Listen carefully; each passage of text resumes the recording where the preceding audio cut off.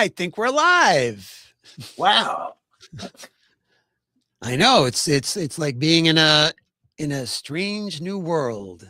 Oh, I've just coined a phrase. Hey, look at me, look at me. Lawyers say away. I know. I think we've got dueling bridges going on here at the same time. Yeah, I like the more of the classic approach, but yours looks nice and shiny. So Yeah, very shiny, very big. Although I've been on a version of that bridge. I've been on several versions of that bridge actually. Yeah. I was watching a video the other day of somebody who was going through, and they said they were going through the remains of Star Trek: The Experience. Yes. But when I watched their video, I went, no, this is the remains of the space casino. Oh, yeah. I was there about a year ago in that very place because I wanted to poke around myself, and I looked behind the wall before somebody stopped me, and you can still see a hair of the promenade. There's still a little bit of that left. All the Museum of the Future, I think they used to call it, is all completely gone, of course. But you can see a little bit of the railings and a little section. At least I saw a section of the promenade still. So, yeah, because the stuff they showed on the walls and so forth, they said, I don't think that was part of Quarks. And I went and I found some pictures of the space casino, which is, of course, was right outside where the Experience was, and I saw those decorations on there. So the orientation of where he was coming in, I don't think he was coming in, the monorail station, and then that way I think he was coming in from some other direction into it. So somehow it seemed kind of turned around. Yeah, they have some like really poor blocking walls, merchandise displays, but you can sort of just see right through it if you look enough. So. Well, he was in the section where they're selling timeshares. For the Westgate or I don't know what chain the Westgate is associated with, if any chain. No, they're its own entity. They're making a lot of notice with that Pluribus show tied to that property at this point as well. All right. Well, I think we are about ready to go here. I got to make sure we've got all our ducks in a row. Quack, quack. All right. And let's see, I'm going to need that at some point. I'm going to need that at some point. I've got this here. I've got that there. I've got all the pieces. Okay. So, give a countdown. 5, 4, 3, 2. This is The Topic is Trek, episode 197 for Friday, February 27th, 2026. Coming up in this episode, that's a wrap. No, not for us. Let's head down to the sunset moon. A lovely evening in the theater. All that and more right now on The Topic is Trek. The podcast's The Thing. We don't have any music with us this time around. Chuck and Craig are on special assignment somewhere at sea. So we're just going to do this really old school, just having some visuals for those people who are watching the video. And my special guest and I will be doing our best to remember that it's just the two of us and we can't cut to a sound effect. Budget's tight. I was the first thing I want to say is, and by the way, spoiler alert. We will be talking about episodes 7 and 8 of Starfleet Academy. So if you have not seen those episodes, then please stop watching and come back later. Now, if you're watching us live, it's hard to come back later, obviously, but you can watch the recording when you come back after that. So the reason I want to get that out of the way first is because after I did all the artwork for this episode and said the podcast, The Thing, because I was trying to come up with a clever title that ties in with one of the episodes, I posted the last one. I took a breath and went, oh, I remember. Not remember, but I thought of a better title. So I'm just showing it here. Things Get Wilder. That would have been the winner. Yeah. Extra points for that one. Yeah. So I at least wanted to share it, even if I couldn't use it as the name of the episode. So if some other podcast out there wants that for their episode, their title for this, feel free. That's one on us. All right. Well, before we begin anything else, you've heard a voice out there, and with a voice comes usually a person. And that's right, because joining us this time around, I can't beam him in because we don't have any sound effects. That's just the way it goes this week's. But joining us this week is Mr. Gary Lindros with the hip new catchphrase that all the kids will be saying. Hey, what's in that thing? I think it's as good as anything Craig has ever done. Thank you. Thank you. That means a bit. It means a little something. Yes, yes. Well, how have you been, Gary, since the last time we had you on the show? Oh, I've been doing well. I think, it's been well before you guys started reviewing the Academy series. So I'm looking forward to contributing, and I've been liking what you're doing so far. I don't agree always, but it's still informative. So, All right. Well, it's good to hear. Good to hear. And before we go any further with our normal show, we're going to interrupt it with breaking news. Again, we have nothing with, but let's just go. warp core breach? No. No, please. No. Yes. Just before we went to air, Netflix did not choose to counter Paramount's offer, its latest and greatest, last and best Go Shop bid that they get. So that means if all goes according to all the reviews and so forth, Paramount will purchase Warner Brothers Discovery. Wow. Now, I spent all yesterday writing up this article about where we stood in this whole drama. And I feel like if you want to know some more backstory on how all this went down up until this very moment, including like, well, what could Netflix have done if Paramount had submitted something? It seems like that was the deal. Well, the article even says what they would have done. And so you can check that over at the topic is trekding.com. It's an article that's called The Not So Merry-Go-Round about Netflix, Paramount, and Warner Brothers Discovery. And I kind of walk you through a lot of what happened in this. So I think it's still worth a good read so you can know how we got here, including things that are above the board and things that are beside the board. And then there's the board and you go below the board and, that all those pieces. So I wanted to make sure that we covered that right away because it was indeed late breaking news. If you're listening to this or watching this like 5 days from now, it's not, but Yeah, well, like any merger, it's a messy, ugly thing from time to time. But what a catalog they're going to have now. I guess we can see Bugs Bunny in the captain's chair soon. That's right. Well, we already saw SpongeBob on the bridge. Why not, Bugs Bunny? All right, so we are going to head out on our first main mission without an appropriate sound effect. Ooh. Oh, well, there's an appropriate sound effect, I guess, especially. So Gary, why don't you do the honors and give us some background on this first episode we will be talking about? Sure. We're talking about Star Trek Starfleet Academy, Season 1, Episode 7, Cosine. It's written by Alex Taub and Eric Anthony Glover and directed by Andy Armaginian. As the cadets return home from their first school holiday, All World's Day, some must choose between what their families expect of them and their own dreams for the future, including Genesis, who's willing to risk everything to rewrite her own past. Daram, who has been brought home to serve his planet, must choose much sooner than he planned. Right. So, yeah, we have a lot going on in this episode and none of it. Well, I should ask the guest. First impressions, just your overall opinion. This is not rating time. This is just, overall impressions about the episode. Well, of the two plots, I would say one wasn't bad and probably could have been thrown anywhere in the series and reasonably worked well.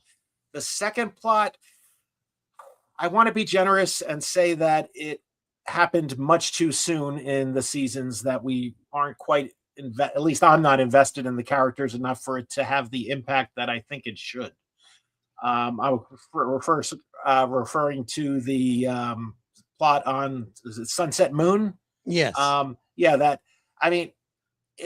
story in and of itself isn't bad, but I have a few flaws with it. Again, it happened too soon. I'm still not that invested in these two, what I'll refer to as secondary characters, for this to hit the way I feel they wanted it to. Hmm. Secondly, I was kind of annoyed. Now, I mean, I know for budgetary reasons they don't put Darum in that fish person appearance, but here this is a royal wedding for the whole planet, and we don't Hmm. see anyone at all in that makeup. It just seemed like a real cheat to us, and it just seemed ingenuous to the whole storyline. So I had Well, a hard time with that.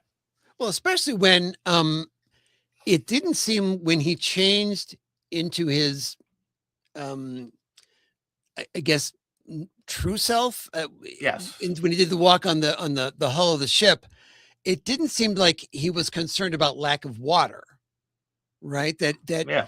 there wasn't that was not preventing him from changing. So yeah, everybody just looking human seemed really odd.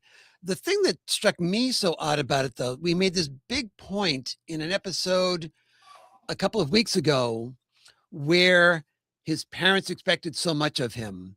Um, he did everything for his parents. He was always trying to live up to them. And even in this episode, he's talking about it. We don't see them once. Are they there? We don't know if they're there. We don't see anybody having a tantrum when all of a sudden he decides he's going to abdicate, and she's and Kyra is going over to tell people. So that was another missed opportunity. It's like why were they? You just hired two actors who only have to be in this episode probably, unless you've got something planned later on. We have to make sure we have the right actors because there's something in season 2 where it's a big deal and we have to Yeah. be sure we have the right people or something. But I don't know. It's like, why did you not show them? And I have to ask, if Jaden didn't jump through this portal, and I don't even want to get started on Academy security at this moment, Mm. but who was going to be his cosign? It seems like it's something that has to happen for the whole,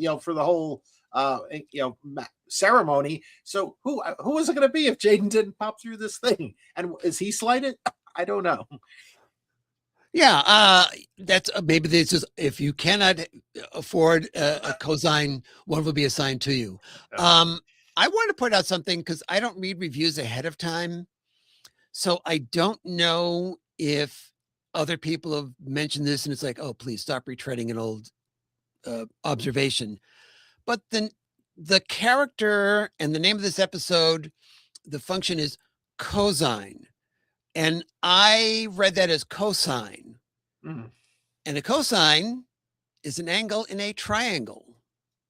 And you have two stories here. Ah, You have two stories that involve triangles. So I thought that was I again, I don't know if I'll read reviews tomorrow and find out if yeah, everybody noticed that. I don't know, but I did not, and I like it. That's fits very well for me. Yeah. yeah, 2 because in points, Clifton, Clinton. yeah, Clifton, wait a minute, where so Clinton, who showed Clinton. up? Sorry, Clinton. Um yeah, and so in this case, the third angle, if you will, the third what do I want to say? It's not an angle, but the third person in this is Jaden, because once again you get these overtones as we did in the episode where Darren was trying to calm Jaden down when he had to make his speech. You get these overtones of a relationship or a possible relationship, and the same thing happens in this episode as well. Oh, I think they're more than overtones. It's. I think it's pretty well viewed that way. I think Yeah. they're not hint. It's well past a hint. It may Well, not be overt, but yeah. well, what I'm saying is that it's overtones of it, and that there's nothing explicit, right? So you're using as an overtone in the story. You're still supposedly trying to concentrate on the fact that Darren is getting married, but you also have this going on at the same time. It made me question the motivations of Jaden's speech when he was sort of saying how Darum is so willing to sacrifice himself. And at first, it sounds like he's trying to get his friend out. But if you think about the whole triangle thing, it's like maybe I'm trying to make sure he doesn't leave. Hmm. Well, I think they'd already had that conversation where um, Darren was saying, "I have to do this. This is what's expected of me," and that was very frustrating to Jaden. Going, "Yeah, but is it what you want to do?" And he can tell that it isn't any longer. It was, but it isn't, and he's going to go ahead and just do it anyway. So I think that's why he came back to give that speech, saying, "Okay, you decided you're going to do it. I will miss you, and this is how I feel about you." And yeah, then that sparks. Suddenly, the fiance is going. Well, actually, the in this case, the bride is going. Wait a second now. This does not sound right. You're not. That's not who I know. Well, And I what if thought that was a very sacrificial and noble thing she actually did to release him, if you want to use those terms from his agreement. Yeah, and I think because this story, as you pointed out, it's kind of too early in the show to have this, because one of the things is, okay, it's one thing to say, I'm going to change the rules so we don't have this, this kidnapping thing going on, or you have to bow. But to go from two people leading the world to one person, just like, I'll do that. I think there'd be a lot more to that than just that. So I feel like the story got shorted. It just it came in too soon.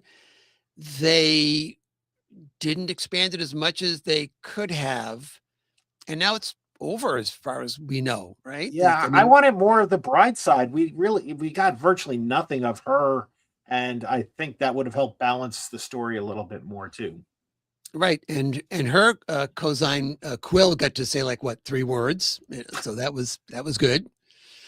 All right, we should talk about the other story though, which was Caleb and Genesis. Oh, before we do that, we should mention that Sam is glitching, so she's gone off to be fixed. So that's not a I that's would not I another would story, really but like to see this Hollow Spa place. That's all I have to yeah, say. yes. Okay, so Caleb decides that he does not want to go to Dakar, Senegal, to stay with a host family for All Worlds Day, and he insists he's going to stay at the academy. And okay, fine. It says fine, whatever, but everything's going to be locked, so you can't get into anything. And he thinks he has a place to himself, and all of a sudden, Genesis, who was supposed to be with her Dadmiral, shows up. And then we have what I feel was, oh, look, it's the Breakfast Club going on here all of a sudden. Oh, I didn't make that parallel, but yeah, I get that. I mean, you have those little wacky adventures and little sharing of this and sharing of that and type of thing. And then it's kind of, so yeah. I'm sorry, we've got Donna Tomasi, who's watching from Star Trek The Cruise 9. Hey, Hey, Donna. 9. So that's an odd number. So that means this is not so good a cruise. We will find out, indeed. Yeah. So what did you think of Genesis' motivation for what her objective was coming back to the academy? It was very unclear. She had basically a disagreement with her father, I guess is Well, was her. I mean, not that. I mean that she desperately had to get to her transcript.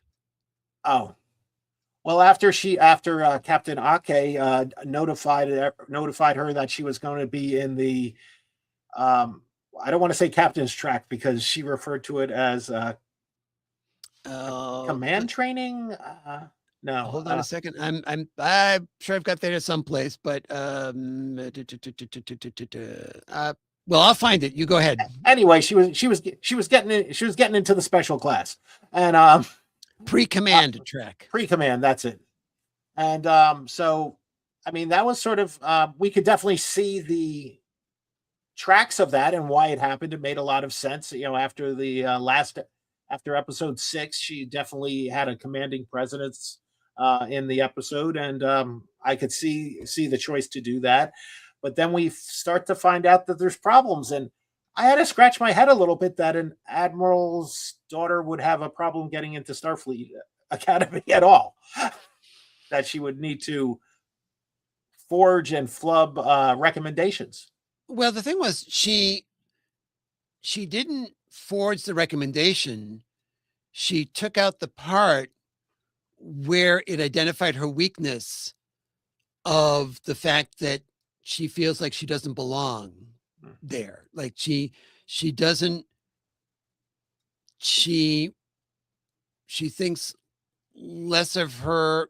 I think the talk that she had earlier about that she's living in her father's shadow is kind of what she was trying to expunge from the recommendations. She was leaving in all the other parts of it, but the part that identified her weakness was what she wanted out of there. And that's when, the chancellor says, well, lots of people don't know their weakness, but they've identified yours. And that's something that you need to then work on, to overcome that weakness. And she doesn't expel her. Although Caleb had said that you can get court-martialed for just, let alone sitting in the captain's chair, breaking onto the bridge when it's in lockdown is probably, and firing up the warp engines is probably not something you want to be doing either. Oh, yeah, yeah. I mean, the fact that she wasn't kicked out of school was already, I guess, nice. But Ake's definitely has a soft spot for the underdog, I guess, or at least, much as we see her, like you said, trying to get Caleb into a host family so he can have this sense of belonging, even though it failed. She's definitely very maternalistic when it comes to her students. Yeah, and Caleb is having his own mini crisis, which you kind of wonder if the shifting his attention to Genesis is because of this or not, that he can't bring himself to send a message to Terima, feeling like he doesn't know what to say. He records a message to her and then deletes it. And Genesis is the one that says, just send the message, say whatever you're going to say. And when you're getting ready to delete it, send it instead. And he says, well, what if it's too late? Which I thought is interesting when we're going to talk about next. When we pursue, yeah. And, what if it's too late? And she says, well, what if it isn't? So he does end up sending it. And we do get Sam to come back, and Sam looks fine. So a lot of stuff that happened in this episode, I felt like there are some times when you get those 10 episodes in a season, and this one could have gone over in this episode, and that one could have been spread out over that episode.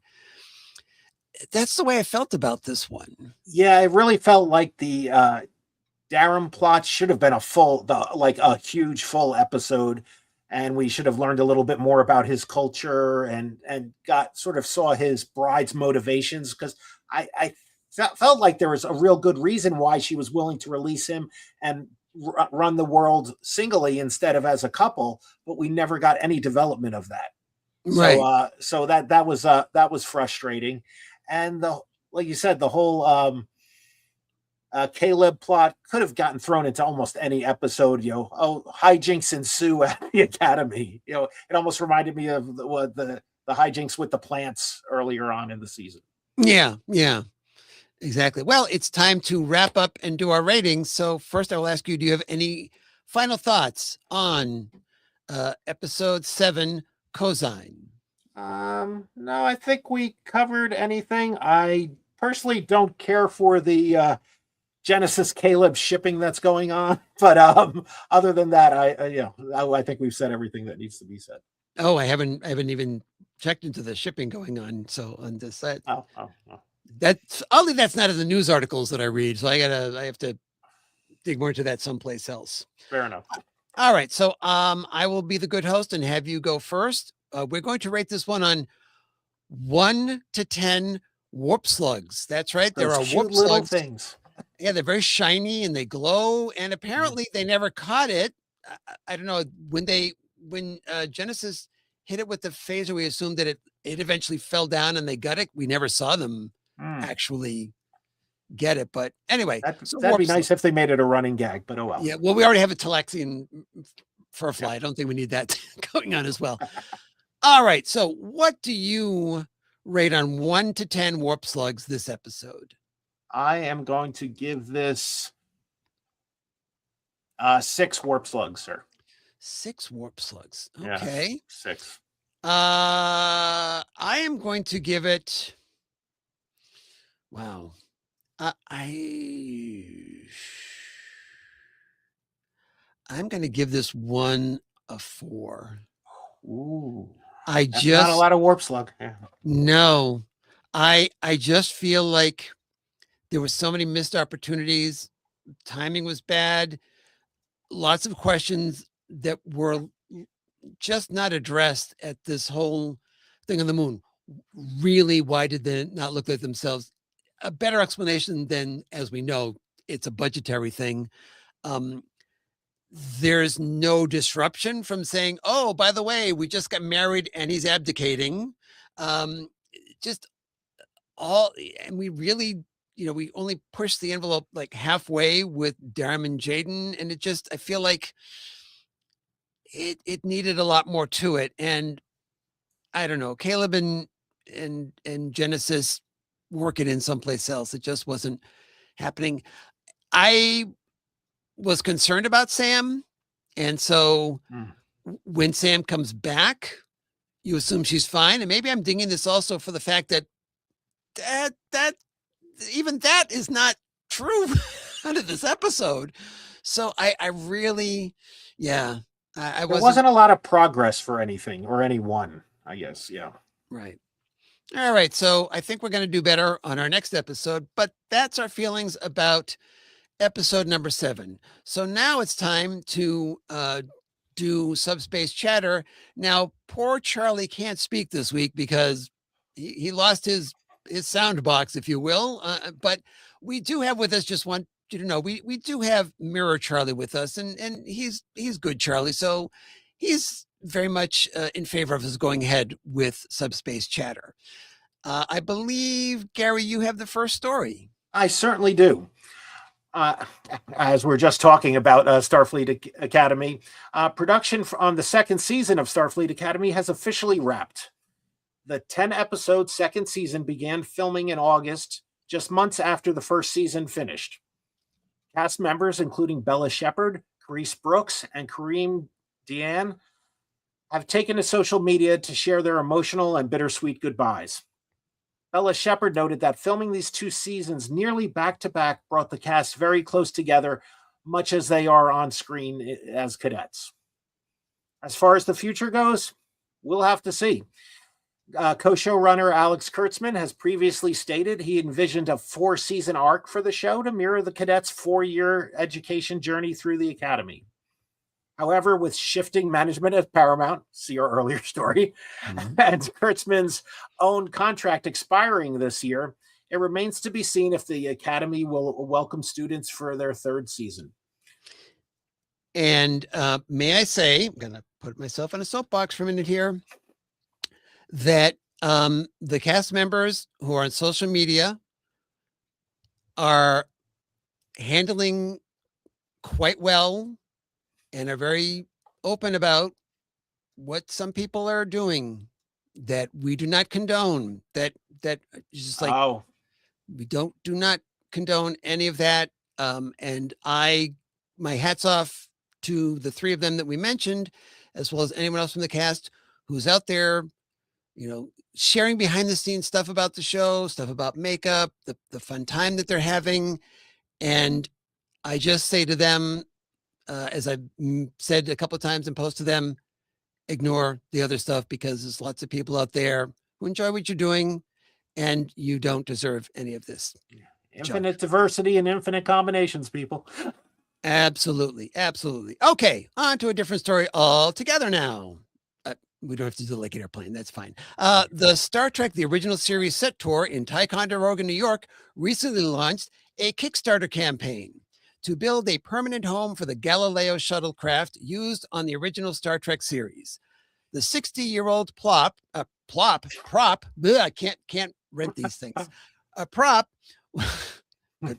They're trying to plop it down anyway. It's in good, better shape now. Yeah. Yes, which was restored over a decade ago. Wow, it's been that long, huh? Is in need of a dedicated space at the set tour. So far, the campaign has been a huge success and stands at, I took a screenshot here. I can't read it from the small thing. It's like over 183,000 now, I think. Yes. With a little over 2 weeks to go. Backers can get exclusive rewards, including pins and patches, as well as dinner experiences with Star Trek actors. I'm a supporter. Sorry. Oh, that's okay. I am as well. I did want to point out to people, though, I thought it was interesting. I supported, and I'm getting the T-shirt, and they said the exclusive T-shirt, and they said, and the next tier up is, the Galileo hat and so forth. They said the word exclusive was missing from there. I got a feeling the set tour is going to have those anyway. According to a recent update, the campaign has already hit a stretch goal to fund a shuttle bay observation deck simulation. If the campaign reaches $250,000, the team will be able to create a video wall for the back of the hangar, allowing the exhibition to dynamically simulate shuttle operations, planetary landings, and flights through space, which sounds pretty darn cool to me. So it'd be like their own version of the volume, or the holodeck. Oh yeah. Yeah. The Land the Shuttlecraft Galileo Kickstarter campaign runs through Sunday, March 15th. And we'll have a link to it in the show notes for episode 197, The Plays the Thing, over at thetopicistrek.com. All right. What do we got next, Gary? Well, in a recent interview with Sci-Fi Wire, Starfleet Academy showrunners Alex Kurtzman and Noga Landau revealed how Deep Space Nine heavily influenced their design and the layout of the new show. Because Academy revolves around a centralized campus, the production team looked directly to the iconic promenade of Deep Space Nine when designing its hub. Landau noted that the flow of characters interacting in a shared multi-level space inspired the construction of the show's massive atrium. The two shows standing set is one of the largest in North America, specifically built to give a cast enough room for continuous West Wing style walk and talk scenes. Kurtzman noticed that the campus blends these grand sci-fi spaces with classic Earth architecture, incorporating East Coast Ivy League sensibilities and San Francisco appropriate Frank Lloyd Wright influences. You can feel that as you look down, especially a lot of the the 2-floor shots that they do. It's really nice. Oh, absolutely. I got a kick out of watching that the night that Starfleet Academy premiered all day on the Star Trek YouTube channel. They were running this time lapse of the entire building of that huge set, and you saw how much of that. I think it's the largest, one of the largest. I know it's the largest sound stage on that lot. I think it's one of the largest ones that there is, and it takes up all of it, goes to the ceiling in that place. I thought the second floor was going to be kind of forced perspective, a Disney type of thing. Yeah, a little balcony maybe, yeah. But no, we see them up in the first episode. We see people up on that balcony, and the other scenes shot up there as well. It's a fully functional 2-level set. And the bridge itself of the Athena is right off one of the doors, and you saw that being built as well. It's funny because you could tell they were doing testing of red alert, because all of a sudden the little bridge section, you could see seeping out these red lights on the inside of it. Pretty funny stuff. All right, now let's move on to our next story. Issue number 16 of IDW's Lower Decks comic does one of the things Lower Decks does best, namely following up on dangling Trek plot lines. In this case, the crew of the USS Cerritos encounters a group of androids who have a connection to one Harcourt Fenton Mudd. It seems that instead of using the robots he encountered in the TOS episode I'm Mudd for a grand, sinister plot, Mudd simply went into business. He opened a chain of retail stores across the galaxy, bearing his name, of course, mass merchandising the androids. The story leaves a few dark and humorous questions hanging in the air. For one, it glosses over the ethical implications of this merchandise arrangement. And it leaves us wondering how Harry Mudd successfully managed a massive retail empire in a society that doesn't even use money. Star Trek Lower Decks number 16 is on sale now, maybe even at a Harry Mudd retail store near you. I wonder how much Norman costs these days. And I don't know. He's still coordinating, so I anyway, don't I know. am a huge comic book guy, and they've been knocking it out of the park with this whole Lower Deck comic book series. They really captured the flavor of the show, and there's so many little tidbits that they just draw in there. And as a fan, you can't help but notice them. But some people glance over them, but it is just chock full of all little references, just like you would expect out of Lower Decks. So they're sometimes hard to come by because IDW is an independent. They're not big like Marvel or DC, but I would definitely hunt them out. They're doing a Strange New Worlds series as well. They just did a one-shot Uhura special for the Mhm. 60th anniversary. So Right, which is that's her instead of Kirk in the Sitting There Did Forever, right? I think is yes. yeah. Yeah, so a lot of cool stuff coming out. It might be a little hard to find, but it's worth it. Go dig it out, order it, ask your comic book shop to put it aside for you. You'll be happy. So they don't do a digital version of their stuff? They do that as well. If you'd like to go Okay. online, I'm a I kind of know nut. I know I like the you're paper. Yeah. but I mean if somebody can't find it, Oh that's yeah, another yeah. option for Online them. they sell it as well. Yes, sir. Okay. All right. Good to know. And Gary, I believe you have the next story. I certainly do. Fan Home, and thank God they're around. I'm so glad that they picked up this line. Has announced a major expansion of their Starship collection, adding 12 new ships. Existing subscribers will automatically receive the ships as they debut. They will also be available for individual purchase directly on the Fan Home website as soon as they clear production through 2026 and 2027. I'm going to list them real quick because it's a long list, but there's some cool ones. The Texas class, USS Aledo from Lower Decks, the Android Man synth attack ship from Picard, the USS Damocles, the fake Klingon ship from Strange New Worlds, the USS Athena from Starfleet Academy itself, a one nacelled Freedom class version of the USS Cerrito. That Right, sounds cool. which we Yeah. saw when it was changing to all those different ships in that Yeah. last Oh, episode of Lower yeah. So Decks. that looks cool. And we were just talking about the shuttle itself, but the classic shuttlecraft Galileo from the original series, the USS Kelsey May from Strange New Worlds, an extra large size model of the USS Cerritos with its hull plating removed. Oh, that's cool. A Nova Flyer from Prodigy, the USS Adventure from Strange New Worlds, a Gorn Hunter ship from Strange New Worlds, and an oversized and extra large size USS Protostar featuring a deployed proto warp drive. So lots of cool, really fan specific items coming out. Yeah, That's I was cool. kind of surprised that I would have I would have gone with an XL size for the Athena. I mean, because but no, I mean, it's going to be so out of scale with everything else you've got. Yeah, no, definitely true. So yeah, I see what you're saying. Although to me, the Cerritos with the hull plates removed was something I would never expect to see. So Yeah. that's really cool. And we always like to point out we always love it when Prodigy gets love. So the fact that we've got Huh? two from Prodigy in here is excellent.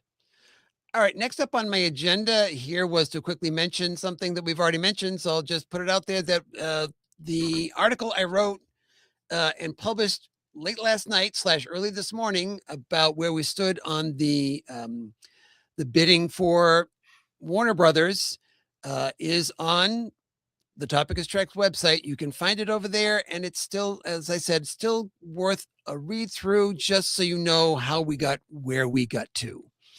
All right. And in addition to all of that, there are 83 other stories over on the Topic is Trek.com for this episode 197, the podcast The Thing. And you're going to see stories about everything from how Lucille Ball saved Star Trek. If you're not familiar with that story, please, you should read that story because a lot of us know, but if you don't know, it's going to be a surprise to you.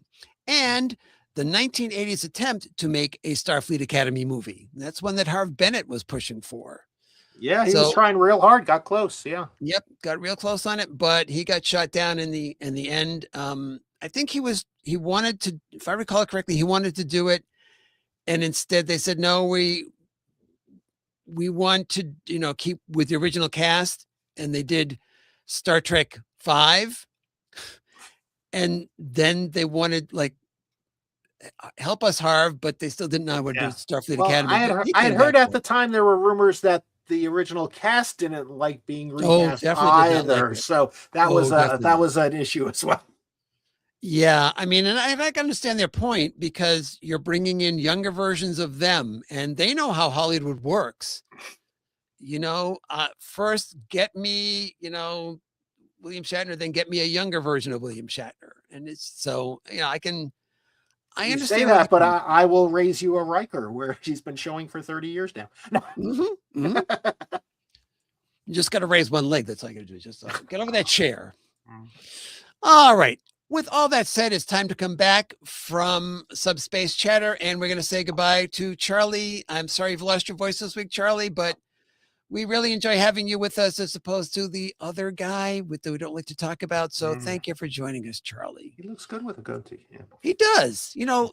Craig and Chuck always make fun of it, and I think it's one of these days he's just going to go off. So I'm glad you were very kind to that to him.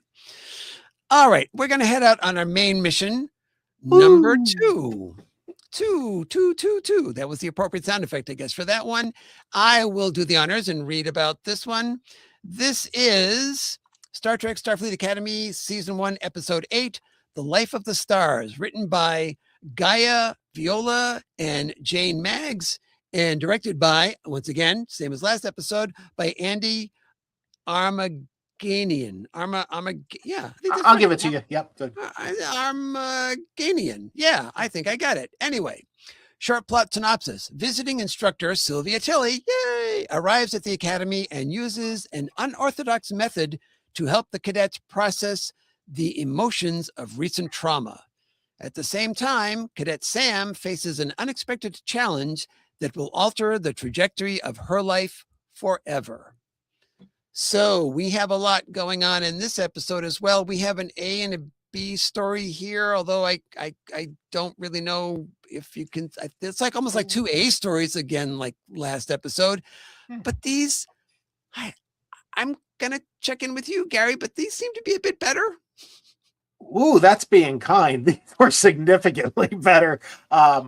It was almost as I was doing a rewatch, it was almost hard to believe that this episode followed the previous one. This was substantially better. We got a ton of character development, which was missing out of the last one, in my opinion. Robert Picardo's performance was amazing. I felt it in a way that I haven't felt a Star Trek performance in some time. He I don't know if I heard he was very well praised for it, but and he should be. It was a great piece. That being said, theater. I was wondering. I guess the counselor program never came back to the new Federation.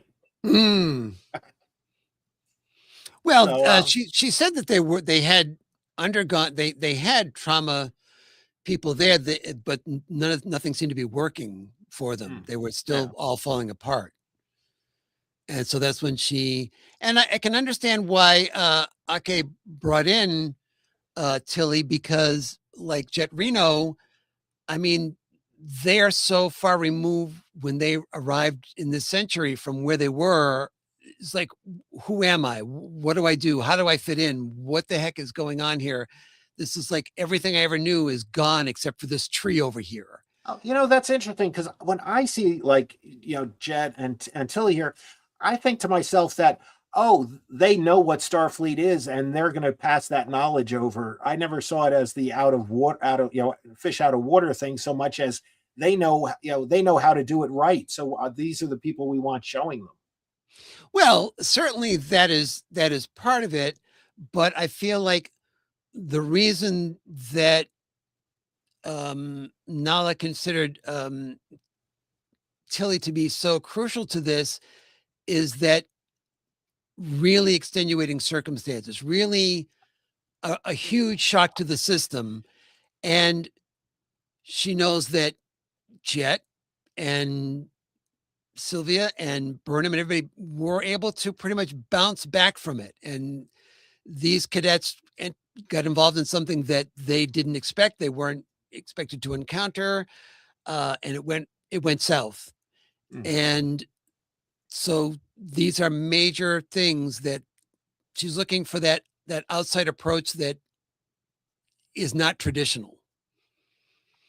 And I think that, it was interesting to have our town be chosen as the story, because the doctor speculates that she chose it on purpose. And I think that she did, because Sam had gone through all of the plays, all the Klingon plays, all the, yeah, it was it. Tarima says, "Oh, what ones are you studying?" All of them. Okay. Because she saw the parallels of what was going on here, that you had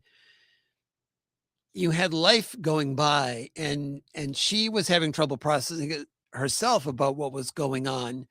And she saw this play as something that is about just life, but it's about something else at the same time. So I thought it was an excellent choice. Yeah, as well as the Tarima Caleb parallels too. I thought are very much there too. It was a good fit. So we have Tarima coming back, and she's now assigned to Starfleet Academy rather than the War College. So she is coming back, and she's not happy that she didn't get to make that decision. When she walks in and she's talking, I don't know if you notice, when she walks in and she's talking to Ake and the doctor, she keeps shifting her eyes because people are walking by her and they're making comments constantly. She's just like, no one's talking to her. They're talking about her, and not in a good way. And she just, like, she doesn't want to be there, but she's there, and she's just going to I'm just going to be here and leave me alone. I don't want Now, counseling, anything. Well, I mean, the whole Miyazaki scenario sort of worked out. So in a way, she kind of helped. Well, she didn't necessarily save it, but it was definitely a positive outcome. I didn't read it personally. I read it as it's somebody from the War College with all the angst and things that they have about that as well might have fed into that sort of feeling. It's like, this is somebody she's from the War College. What's she doing here? We don't like them. I would agree with you, except that word would have gotten around what happened on the Miyazaki and who did what and what that thing was. And when all of a sudden she comes strolling back in, to your point, in a Starfleet Academy outfit, uniform, that I think the buzz is going to be talking about, not, oh, it's nice to have you here. I think it's really talk about what's up with this and why is she here, and did you hear what she did, and blah, blah, blah, blah, blah, blah, blah. I think that's the talk that she's picking up on. And she's probably also picking up some of it. She is able to read people's emotions. So I'm sure she's being validated on how she thinks people think about her, because she's able to pick up on that. I am kind of gray on what the new limiter or device she has on, where the line is. It's improved. So I just like that. Before she was shut off entirely. Now it's not, but I don't, it was very unclear as to what her actual capabilities as far as reading, feeling, are. I have a feeling that, my opinion is that, because they also said that it was like to avoid any more self-harm. So I've got a feeling that it's maybe dialed back a bit, right? That it's still there, but maybe they felt they were too aggressive about it, and that she couldn't, when they first did, it's like, you can't have any of this stuff going on. And they said maybe that was a bit too extreme, that she has to have some ability to control herself, but we still need to have something that keeps everyone safe at the same time. We do know that she can drink all that she wants, apparently, and it's really not going to set her off. That so there are things that it's still doing to keep everyone safe, and I don't think that she's thrilled about that either. I think she understands that, because even she was not happy she did what she did as she was going to do it. So there's a part of her that goes, yes, I get that, but at the same time, I'm not happy about it. And the entire, we'll call them the group, the entire group is just falling apart as a result of the Miyazaki. And this, I view this as, you have the, I can't remember the name, the number, but the battle where Nog loses his leg. And then you have when Nog comes home and retreats to the holodeck. Yeah. And I feel like this is that bridge between that's that same bridge. And I can't remember. I seem to remember, and I didn't get a chance to look it up. I think there was episodes in between those two, right? Yes, yeah. He didn't show up right away. He came back later with the cane and stuff. It wasn't right after the episode. Right. So I view this as kind of that same thing where you had to have some time pass, which is what that last episode, was. I didn't want it to be filler, but it was there to say, like, she's there for a while. She's there and doesn't even arrive back for the beginning of the semester. She's back, several months later. She's returned. So, but everyone else is just sniping at each other. They can't work as a team. They're very angry about stuff, and it's so they're falling apart. And then we find out that Sam is falling apart as well. All these patches from that spa aren't working. That and I thought it was an interesting scene when the second time I watched it, where she's talking when Sam is in the crew quarters with Tarima, and they're having a conversation, and she starts talking about, and then something bad happens, and then you just feel like you have to get through it. And the first time you're watching it, she feels like she's talking to Tarima about Tarima.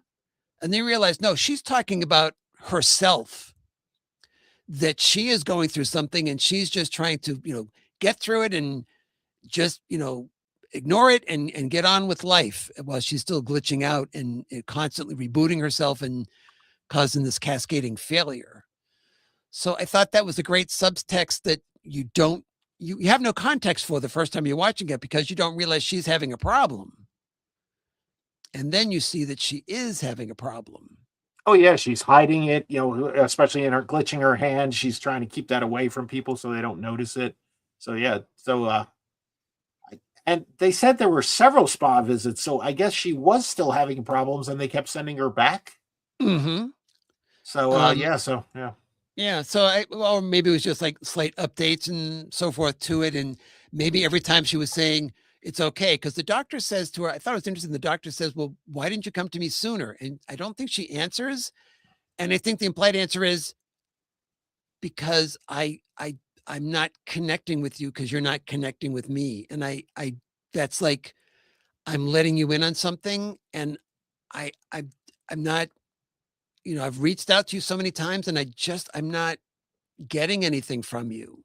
Yeah, And I guess she was really, I guess she was really terrified. Although it seems like, prior to this, she had been sort of so outgoing, generous, and open with people that if it wasn't the doctor, I'm surprised that she didn't share it with Genesis or someone else. That is it's a little seems just a hair out of the character, given how open she was up to this point.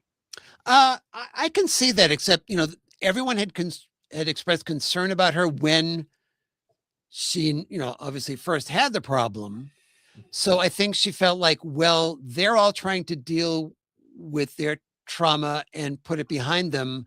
I guess that's what you're supposed to do, which leads into part of this that the makers didn't give her a childhood. So she's basing everything on these, what her makers wanted is just an impartial, objective, observational, what are these organics like? So she has no context to something has happened to me that's bad. And I look around and I'm just seeing what in the moment everyone is doing, and everyone's not talking about it. They're just, they're they may be not dealing with it well, but they're not talking about it. So I guess I don't talk about it. So she was modeling their behavior. Yeah. Right. Because as we find out, because she didn't have a childhood, she now has one, and that could change a lot about Sam. I don't know whether it's going to change Sam's personality or not, but it certainly is going to be having, it's obviously changing the doctor as well, because the doctor is now her father. Now I have to scratch my head about that. Prior to this, I guess the last time we saw the doctor was sort of, at the end of Voyager, when they were having that get together in, I guess, Admiral Janeway's apartment. Well, we also saw him on Prodigy as the doctor. And he was, he didn't seem as sort of morose or down as he's showing in this episode specifically, and I guess in the series in general, where he's much less emotional, emotional in a happy way kind of thing. He seemed much more secure with himself in the past. So I feel like I mean they presented in this episode where he had that family and had that lifetime in that on that sped up planet. But at the same time, it's like, but we saw him well after that, and he seemed rather well adjusted. I feel like we're missing a piece somewhere for that. Well, I think what's implied here, because the doctor at the beginning has the monologue, which is really kind of, again, another, well, some of it is actual literal, but it's taken from our town. And he talks about the weight of 800 years of always being awake, that students have a night's sleep, and they wake up, and to them it's a new day to face, and things will be different today. And he's saying, but I've been awake the entire time, nothing has changed. And then he says, time is their beast, time is my beast, it bites us differently. So I think the last time we saw the doctor was still in the era of Voyager, and so he's had 800 years of seeing people pass, and he's kind of feel like hardened himself to the fact that I can't do this. I couldn't do this. I could barely do this then. I can't do this anymore. Yeah, he had that one line about, he couldn't survive eternity with emotions or something to that effect, which was very sort of dark and at the same time very deep. Right, because he says to Ake,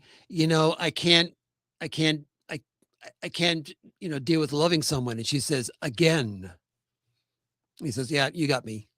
Yeah. So yeah, he's having his own issue that he's trying to work through. This episode was, Tilly's trying to work catharsis for the cadets, and they heal themselves, but it's quite clear that Tilly had a big hand in it, because you have that scene at the end where they're all, well, what would have Sam wanted, and so forth, and they start to stand, they start to do the play, and Tarima comes along and she joins in with them, and Jet and Tilly are overlooking them, and Jet says, nice work, Red, getting that done.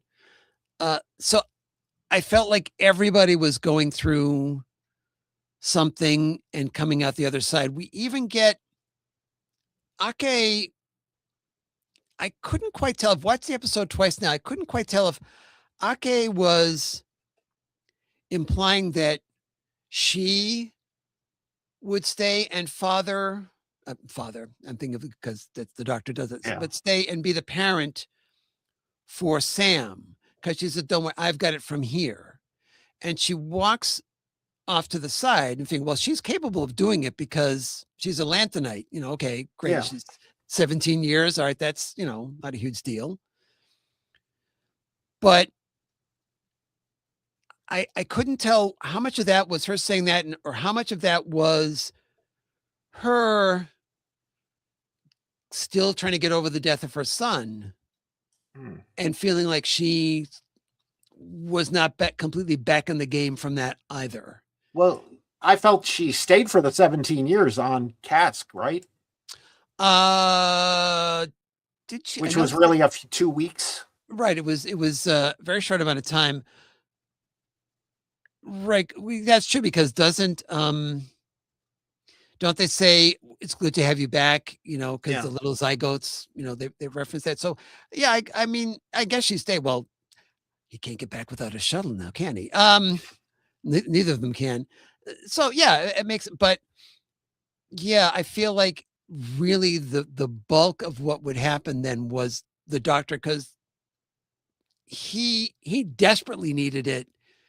And I think that Nala is getting some of that out of being in charge of the cadets, right? She is trying to foster an entire class of students and, work with them. Caleb is one of them, but I don't think Caleb is really all that there is to it. That, when something happens with Sam, she's there speaking to Sam saying, like, do you want to come back to the academy if something, well, we will go with you. It's like, so she is being a parent to all of them, but the doctor has denied being a parent to anyone, to be close to anyone, because he's shut himself off from everything. And, the students had shut them off from each other. Tarima had shut herself off from recognizing that, okay, in a sense, a door is closed, but now there's a door that's going to open for you.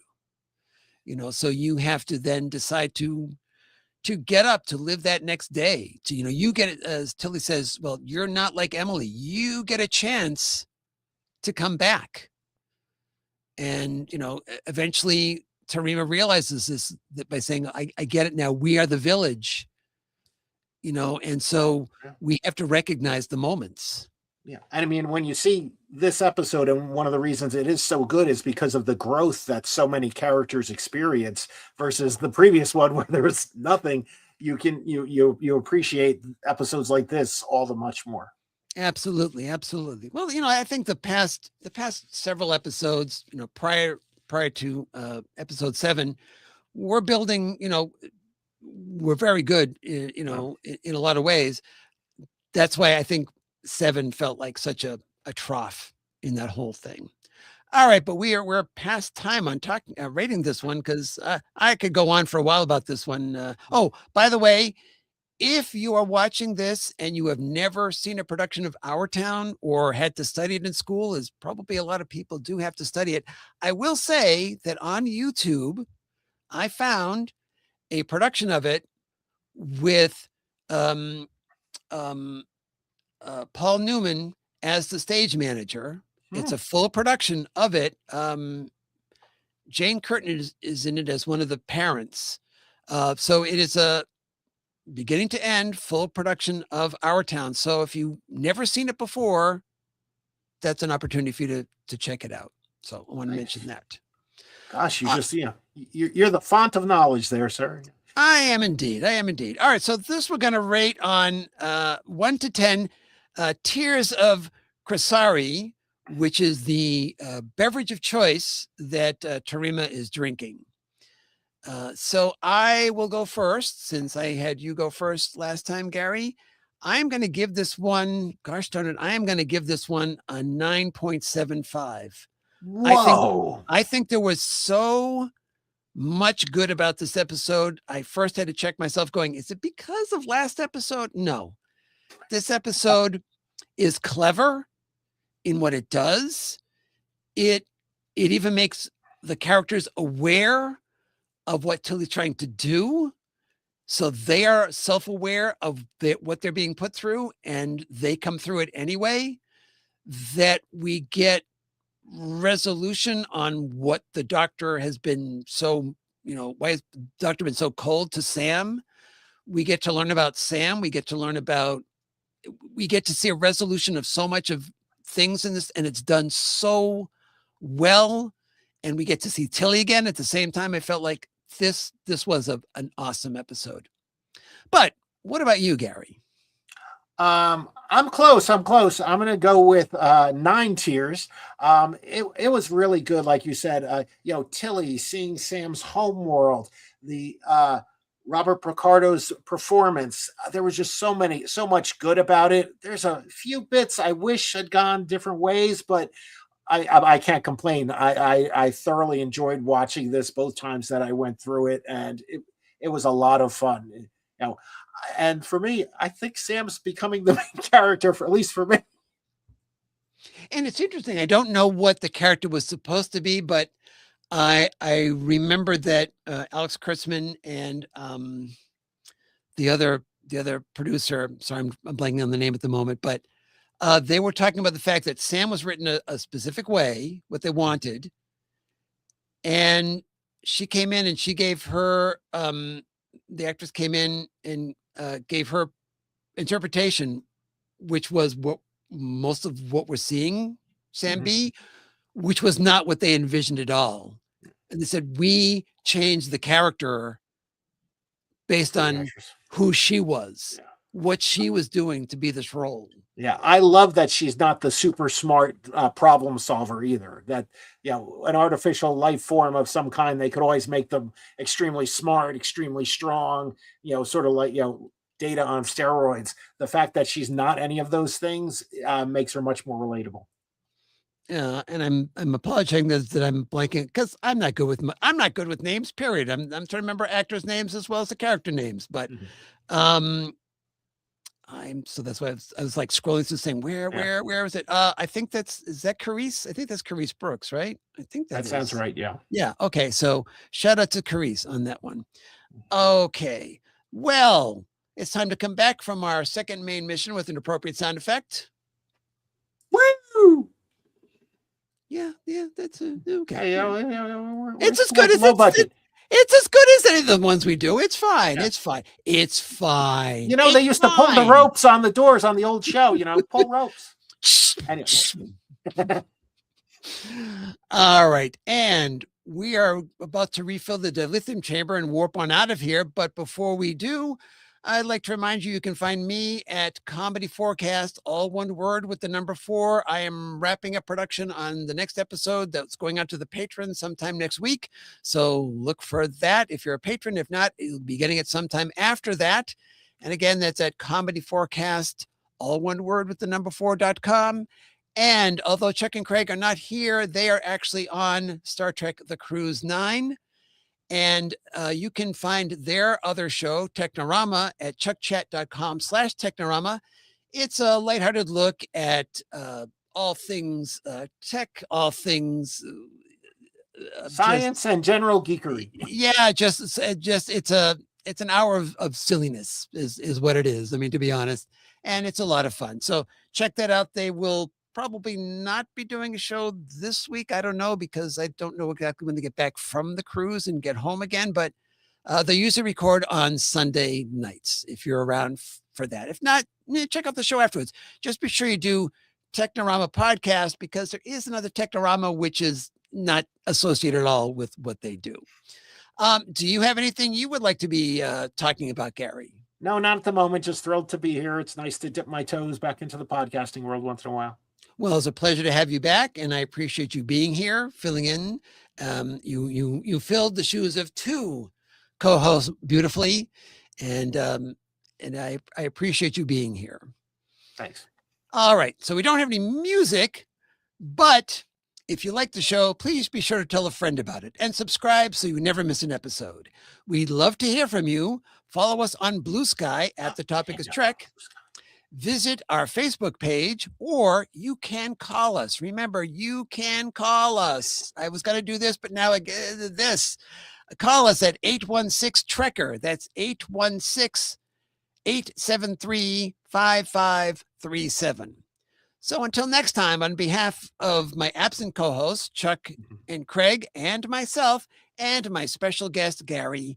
I'm Clinton, thanking you for listening. And as we always say here on The Topic is Trek, don't put put on the on red red shirt. shirt. And neither of us had a red shirt. Yay! All right. Well, if you've been watching us live or the recording of us live, we are going to say adieu for now. Thank you for watching. And we will see you again in 2 weeks where we talk about the penultimate and the season finale of season 1 of Star Trek Academy. It seems like last week we talked about the first episode. It's very weird. These 10 episode seasons, they go by so fast. All right, but we'll be back in 2 weeks unless there's mitigating circumstances. And I might have another article on the website about what happens with Warner Brothers and Paramount. So stay tuned for that as well. Bye-bye.